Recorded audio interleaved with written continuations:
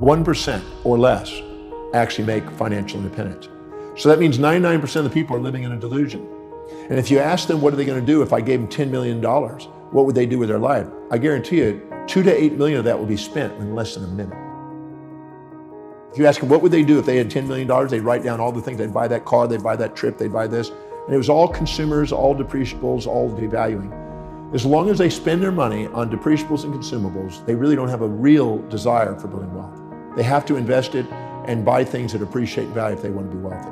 First of all, you want to find out whatever you've done in your life, how it served you, how it served others, and clear out any shame and guilt. Then you want to sit down and ask, what is it that you're really going to do? Because you're not going to get wealthy unless you're serving people. And if you're not dedicated to serving people, you have a fantasy called wealth. You need to make sure that you really have a value on serving people. You need to have a value on wealth, because if you don't really have a value on wealth, you'll spend it. If you have more of a value on spending it than saving it and investing it, it's going to keep going out the window. Because the money circulates through the economy from those of value at least to those of value at most of the time. So you have to value wealth building more than spending. You have to value serving people more than just taking. And you have to be able to be dedicated to something that's really congruent with your values, or you won't stay with it. You won't build momentum and perseverance towards the accomplishment. And people who have a forced automatic savings in place and are willing to consistently study and research because they value wealth building. Warren Buffett by the time he was 11, he already read all the books in the Omaha, Nebraska library on wealth building by the age of 11. He was committed to the outcome. People are really committed to wealth building. They study it, they research it, they mentor under it, they apply it, they have forced savings and investment structures in place. They constantly are trying to serve people, and they want to build a business that lasts. What happens is every human being lives by a set of priorities, a set of values, things that are most important to least important in their life. Whenever they set goals that are congruent and aligned with their highest values, they become the most powerful and effective people they can be. This is when they're the most grateful, the most resilient. This is when they're most disciplined and most fulfilled in their life. Whenever they're living by lower values and trying to inject the values of others or minimize themselves and live by lower value systems, they procrastinate, hesitate, frustrate, and they become, you might say, victims of their history, not masters of their destiny. So you look at how people fill their space. You look at how they spend their time. You look at what they are disciplined about and focused on. You look at where they're most organized. You look at where they spend the most money. You look at what energizes them the most. You look at what they think about, visualize, affirm, and converse with others about most that is in line with what they're creating in life.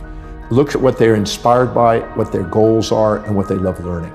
If you look and find the common threads to those questions, it'll narrow down to what you're dedicated to and what you spontaneously can't wait to get up in the morning and do.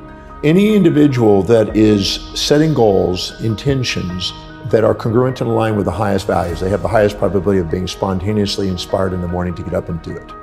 So if you have an entrepreneur that's working in a business and they found what is most meaningful to them, they have found the tap dance to work energy that Warren Buffett describes.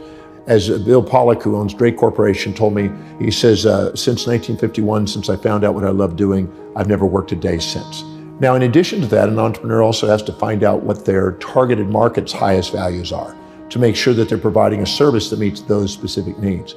So determining your own values and determining other people's values that you want to serve is an essential component, because you're here to be able to find something that serves other people, but it's also meaningful to you. If you find those two, you've got your niche. Now you've got exactly what you would love to get up in the morning and do, and you get to go and do what exactly people want, and you get to fulfill their life. Because everybody has a set of priorities, a set of values in their life, when you go down the list of values to lower values, you're less inspired, less fulfilled by doing them. You procrastinate in doing them. And what happens is you'll only do them if it's pleasurable, and if it's not, you'll give up. So it's a key is to make sure that everything you do is highest priority, the thing that's most meaningful to you, so you don't give up, you have the resilience, and you embrace pain and pleasure in the pursuit of a great purpose.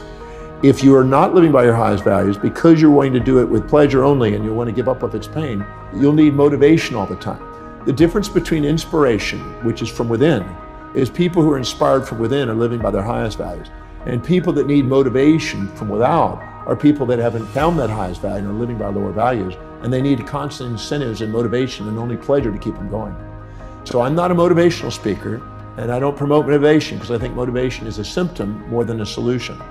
The animal is always having an impulse for that which is prey and pleasure, and an instinct away from that which is pain and predator. So our animal nature needs motivation.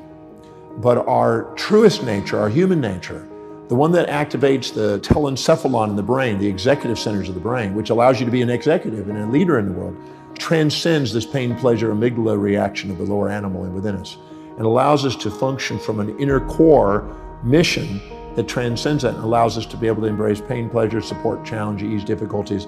Any complementary pair of opposites that you face along the way, you turn into on the way. If you're expecting to float across between two buildings, that's unrealistic expectation. Or if you're expecting yourself to do something that's truly not high on your values and not meaningful to you, you'll tend to give up. Or expecting some other human being to do something that doesn't abide by the laws of the universe, or expecting them to live outside their values. Because every human being makes decisions according to what will give them the greatest advantage over disadvantage, greatest reward over risk to their highest values. So if you expect yourself to do something that's not really meaningful to you, it sounds like a neat whim, but it's not really you, you're going to end up self-defeating and end up with the A, B, C, Ds of negativity. Internal anger and aggression, internal blame and feelings of betrayal, internal criticism and challenge, internal despondency, despair, and depression. And these A, B, C, Ds of negativity that you internally have, which some people call negative self-talk and negative self-behavior, is actually a feedback mechanism to make sure we're setting realistic expectations that are aligned with our real values.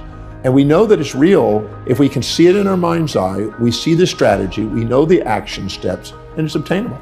Now, those are the keys. When you do, you have a realistic expectation, you keep showing effort and evidence of manifesting what you want to manifest. The wisest thing to do is start with simple goals that you achieve and train yourself to do what you say. If you train yourself to do what you say, your piggy banks become biggie banks. Your little action steps become big dreams. And if you live congruently with your highest values, you have the highest probability of achievement and you won't give up on your goals. So if you set goals that are congruent, that are truly meaningful to you, and you start chunking them down into small enough bites, so you just keep doing things and keep rewarding yourself by accomplishing immediate steps, you'll end up manifesting things because you just strategize your way into the bigger game. So I always say that if you chunk the big project down into small bites and then down to everything that's within a time horizon and within your vision to see and do, you'll get it. You just stay with it long enough. If you stay perseverant towards an objective and exemplify action every day towards your objective, sooner or later everybody else kind of dies out and you're at the top. You just got to stay with it. Well, procrastination is a result of three primary things. It's an unclear vision.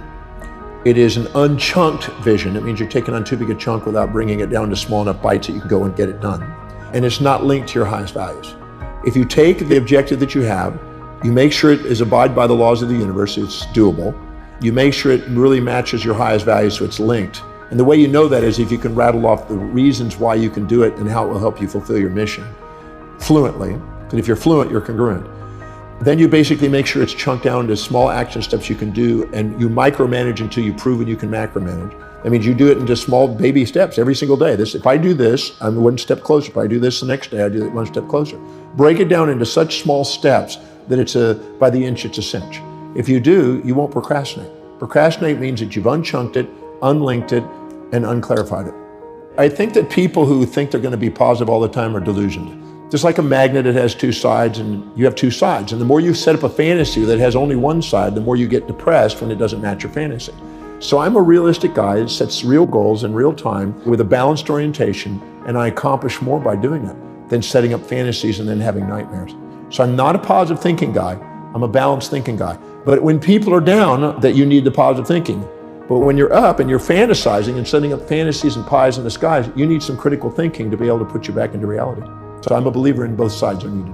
So what I did is I did a number of steps. One of them is at the end of the day, I would stop. And if I had this super high day and really thought I'd really had done something and really was puffed up and kind of proud, I'd ask, who did I forget to serve today? Who did I not call? What procedure did I not follow? What name did I overlook? What priority did I not hit today? I would ask questions that learn to self-govern myself back down into the center. And if I had a low day and I really thought, wow, what a real crazy day, I would ask, what did I accomplish? Who did I serve? What names did I remember? I would self-regulate. So I would neutralize myself and steady myself. And instead of having volatilities in my business, I had steadiness. I also forced in savings. I didn't wait for profits. I forced profits in.